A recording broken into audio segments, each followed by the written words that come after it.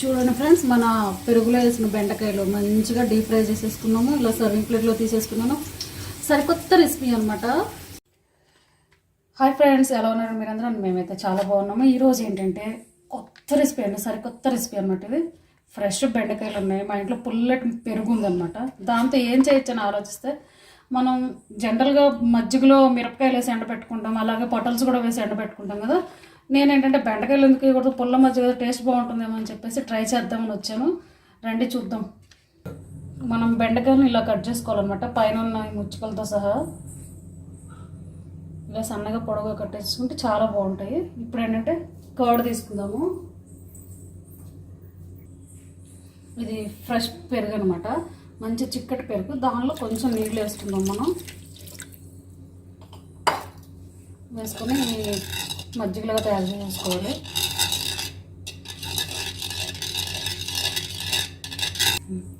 మజ్జిగలో తయారు చేసుకున్నాం కదా, దీనిలో కొంచెం సాల్ట్ వేసుకుందాము.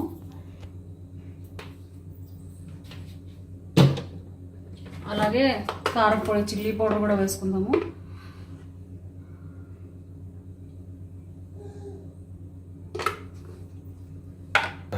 తర్వాత కొంచెం మనం వాము, అజ్వైన్ పౌడర్ కూడా వేసుకుందాం అనమాట. వేసుకొని దీన్ని బాగా మిక్స్ చేసేసుకోవాలి.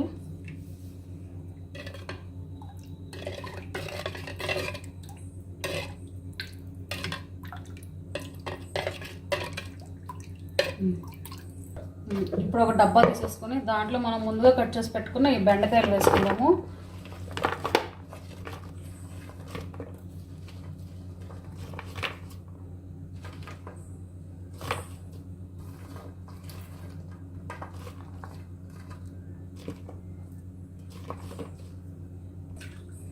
ఇప్పుడు మనం రెడీ చేసుకున్న మజ్జిగ ఉంది కదా, దాన్ని కూడా ఇందులో వేసేసుకుందాము.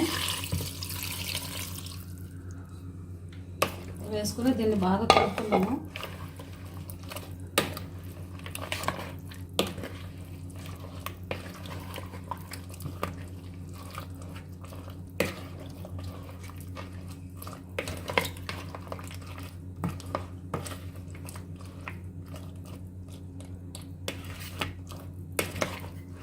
దీని అంటే 2 days ఇలానే మజ్జిగలో నాననివ్వాలన్నమాట. అంటే 48 hours తర్వాత మనం ఎండలో ఎండబెట్టుకోవాలి. ఇప్పుడు దీనిపైన మూత పెట్టేసుకొని పక్కన పెట్టేసుకొని 48 hours వెయిట్ చేద్దాం. ఇది ఆఫ్టర్ 48 hours తర్వాత మన బెండకాయలు ఇలా ఉన్నాయి చూసారా. దీనికి ఏంటంటే బెండకాయలకి జనరల్గా జిగురు ఉంటుంది కాబట్టి నో ప్రాబ్లం, ఎండిన తర్వాత అది కూడా వెళ్ళిపోతుంది, కానీ చాలా టేస్టీగా ఉంటుందండి.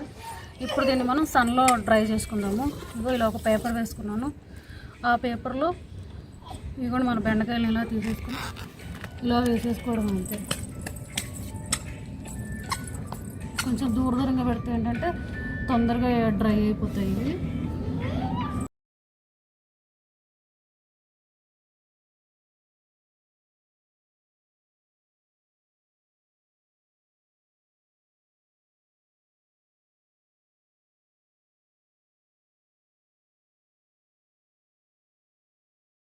చూడండి, ఇలా ఎండబెట్టుకోవాలన్నమాట. మనకు మంచి ఎండ ఉందనుకోండి, ఒక రోజుకి ఎండిపోతాయి, లేదంటే ఒక 2-3 days పడుతుంది. మన మజ్జిగలో వేసిన బెండకాయలు చూడండి 3 days ఇలా అయిపోయాయి.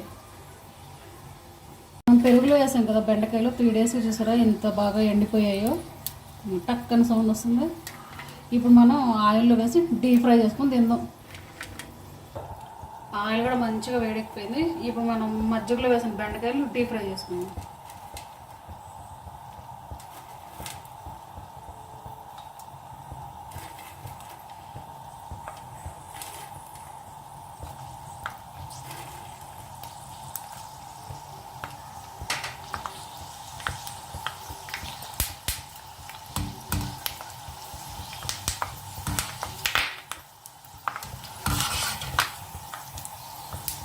అందులో మన గింజలు టప్పుకొని వెళ్తున్నాం.